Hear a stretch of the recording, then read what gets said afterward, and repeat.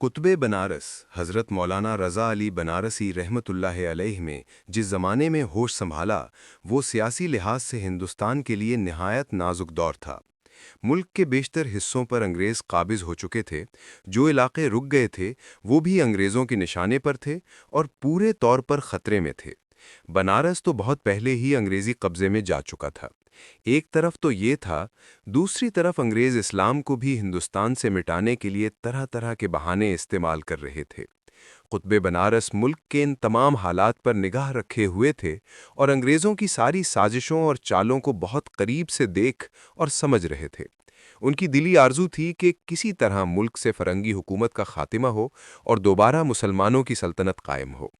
یہی سبب ہے کہ 1857 کے ہنگامے کے وقت قطب بنارس بھی میدان جہاد میں اتر آئے اور انگریزوں سے جم کر مقابلہ کیا اور کوئی کسر اٹھا نہ رکھی۔ مقابلے کے دوران انہیں انگریزوں کی گولی بھی لگی۔ 1857 کی جنگ کے بعد جب سارے ملک پر فرنگیوں کا قبضہ ہو گیا تو انہوں نے آپ کی گرفتاری کا فرمان جاری کر دیا، لیکن جس انگریز افسر کے ذمے آپ کو گرفتار کرنا تھا وہ آپ کی بزرگی سے واقف تھا اور آپ سے بڑی عقیدت رکھتا تھا۔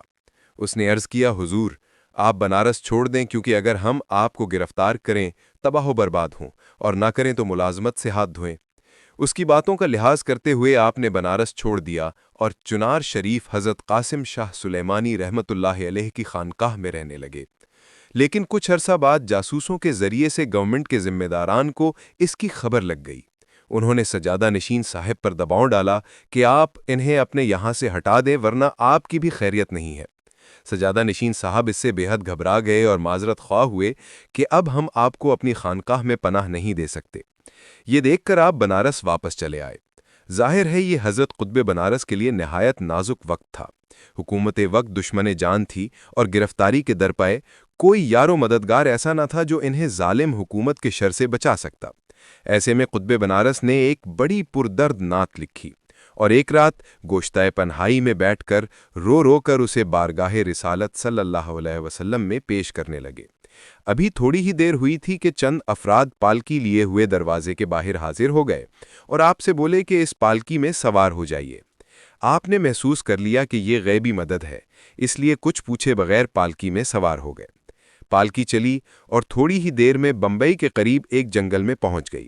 ان حضرات نے آپ کو اسی جنگل میں اتار دیا اور کہا کہ ہمیں یہیں تک کا حکم تھا، آگے کا انتظام وہی کریں گے جن کے حکم سے آپ یہاں تک پہنچے ہیں۔